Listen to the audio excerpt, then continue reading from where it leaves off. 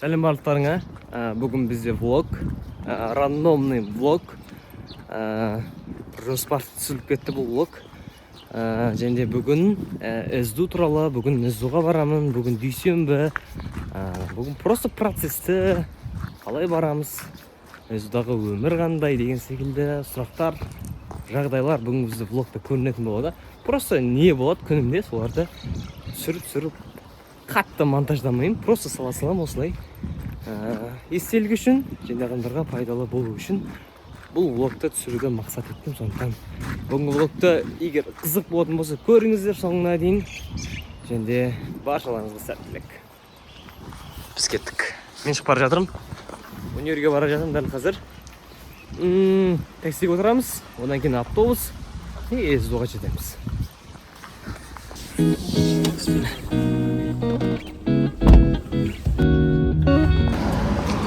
Біз Райымбек бұрылыстан түстік, енді аялдамаға барамыз.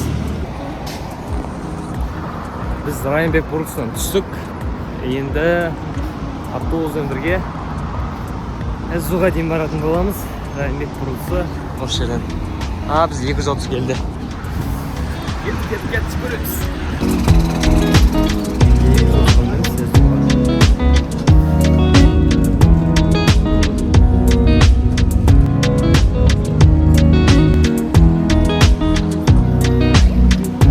Автобуста аудиокнига тыңдап жатырмын. Әдетке айландырғым келіп жүр, именно автобуста бір пайдалы бір дүниені тыңдауға. 12 апталық жүйе бойынша 12 недель в году дейтін кітап бар. Жылды 4 жылға бөлу дейтін, 12 аптаға бөлу, жоспарлауға байланысты, соны тыңдап жатырмын. Күшті инсайттар алып жатырмын.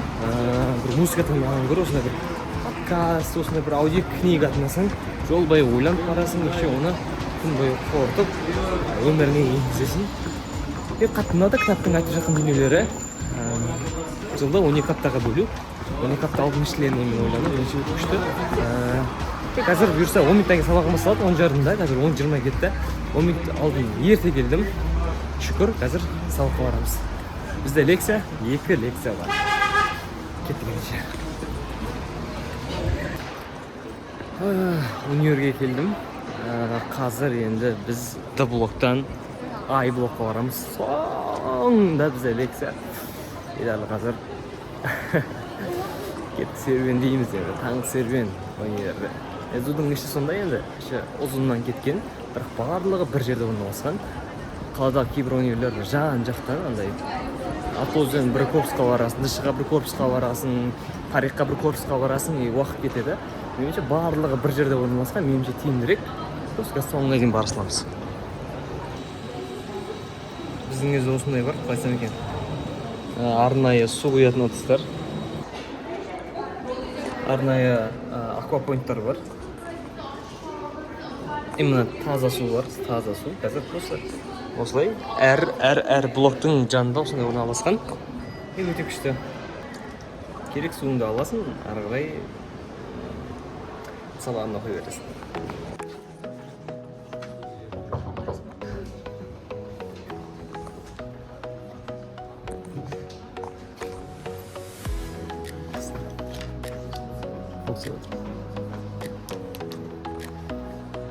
Бізде лекция басталды. Бізде бірінші лекция аяқталды, екінші лекция енді бас жақта болды. Сәл енді серуендейміз.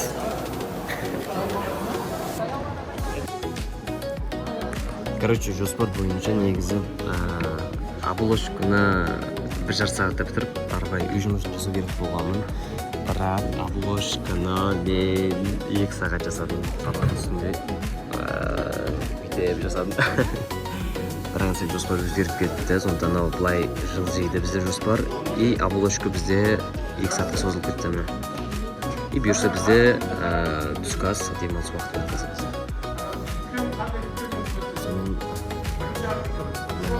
Түскі уақыттан бізде жоспар өзгермелі болу керек, жоспар өзгеру керек. Жоспар өзгеру үшін де құрылады, сондықтан мен үшін нормально бұл жоспардың сәл өзгеріп кетуі. Осындай керек уақытқа қоя салдым дедлайндарға. Қазір түскі ас уақыты, қазір дүкенге барайын деп жатырмын. тамақтар алайық. Өзі да бар, бірақ андай санап басатын калориясы бар тамақтар алу керек. Жұмыртқа деген секілді. Сол үшін бардым. Короче, магазинге келдім. Мен, сэндвич жегім келіп жатыр, бірақ ақшам аз болып тұр менде. Өйткені осы айға жетпейтін сияқты стипендияға дейін.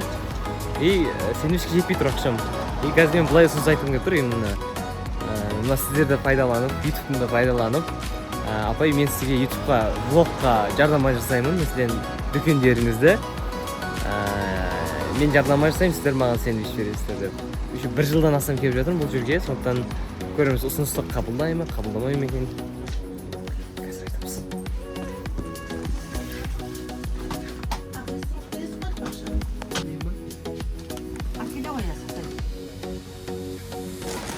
Достар, айттым ұсынысымды, қабылдады жарнамамда. Алғашқы менің бартерім контент арқылы. Менде сэндвич, банан, жұмыртқа бар. Шүкір. Күшті түскі ас жедім болдым. Достар, жастар маркет, мен 1-ші курстан бері келгелі бері осында келемін. Өте күшті магазин. Сатушысы да, бағалары да, заттардың жиі ауысуы да өте күшті. Егер сіз бұйырса СЗО-ға түсіп жатсаңыз, осы магазинге 1 рет болсын келіңіз. Айтыңыз, мүмкін мені жұмыртқа жарнамалаған еді сэндвичке деп, сөйтсем бәлки сізді осы оқиғаны еске түсіріп жатар. СЗО-ның алыс емес, СЗО арғы шетте болатын болса бір 400, 300, 500 метрдей шамасы негізі. Келсеңіздер болады. Мен барып түскі ас жеймін СЗО-ға.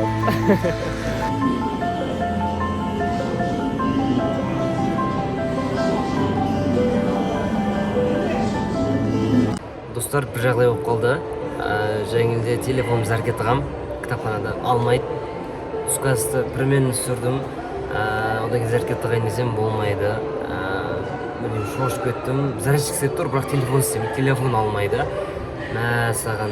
Телефонның асы кетіп қалды ма, бұзылып кетті ма телефон деп қатты уайымдадым. Енді мүмкін бір хайырлысы болар деп дұға еттім. Сөйтіп бір 2 сағаттан кейін қайта қосып қалсам істеп кетті. Бірақ дәл қазір істемей тұр. Қазір қайттан қостым, істемей тұр енді. Зарядым 50, енді көреміз, енді мүмкін үйге барып тағы қосып көреміз, заряд істеп кететін шығар. Енді бүгінгі күн осымен аяқталды. Сағат 6 болды. Рахмет көп баршаларыңызға. Бұл біздің кездейсоқ влог. Және бүгінгі күн ол ертеңгі тарих. Және сол бір тарихты жазатын сіз бен біз. Сау болыңыздар. Көріскенше лайк басыңыздар, каналға тіркеліңіздер. Егер қызықты ойларыңыз, сұраныстарыңыз осындай болса екен деген идеяларыңыз болатын болса айтыңыздар. Барынша орындауға тырысатын боламыз.